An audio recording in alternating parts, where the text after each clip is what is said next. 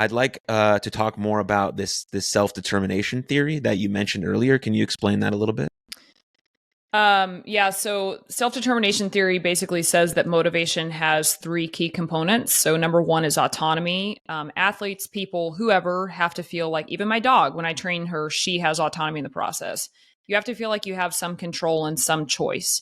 So ways that we can build that in. Obviously, if I have I train as young as 11U, and so I have a 7-year-old on my team.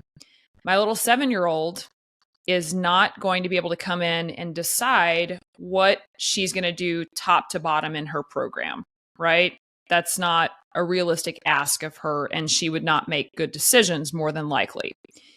However, I can give athletes choices and things that either don't matter, like maybe they all want to pick their Tuesday workout shirt, if that's a thing, or they want to pick their travel suit, or they want to choose between two styles of running. Okay. Or we can give them controlled choices where we narrow it down and say, we've got this hip mobility exercise. Do you want to do exercise A or B? Well, I want to do B. All right, cool. Do 5 reps. They're going to be more motivated to do exercise B because they feel like they got to pick it. All right. So autonomy is a big thing in motivation, and you can see it in the workplace. It's much different when you take on a project yourself because you're excited about it, and you give yourself some direction versus being handed grunt work and said like, hey, you're going to do this. It can be the same task, but choosing to do it gives you more motivation. Not always practical, obviously. Like sometimes, like we've discussed, things have to get done. But autonomy is one. The next one is competence. So athletes, people, they need to feel like they're good at something, or that the something that they're working on is going to benefit them and make them better in some way. So like you just said, praising effort.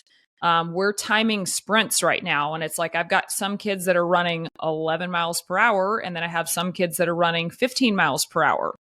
If I do nothing but praise the 15 mile per hour kids, the 11 mile per hour kids are going to shut down because they're so far away from that. They feel like they're not good at anything. But if I instead praise an 11.1 and then an 11.2 and say, oh my gosh, your effort was so great, you're getting better.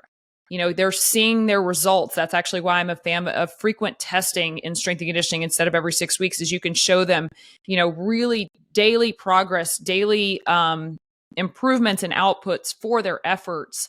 They get that feeling of competence, and that's going to make them more motivated. And then the last one, which we've already touched on a lot, is relatedness. They have to feel a sense of connection to you as a coach, to their teammates. And so obviously all the ways that we would build relationships with them and have, that history of positive reinforcement, that bank account that you talked about, the more we can fill that bank account for each individual athlete, the more we're going to get out of them from a motivation standpoint.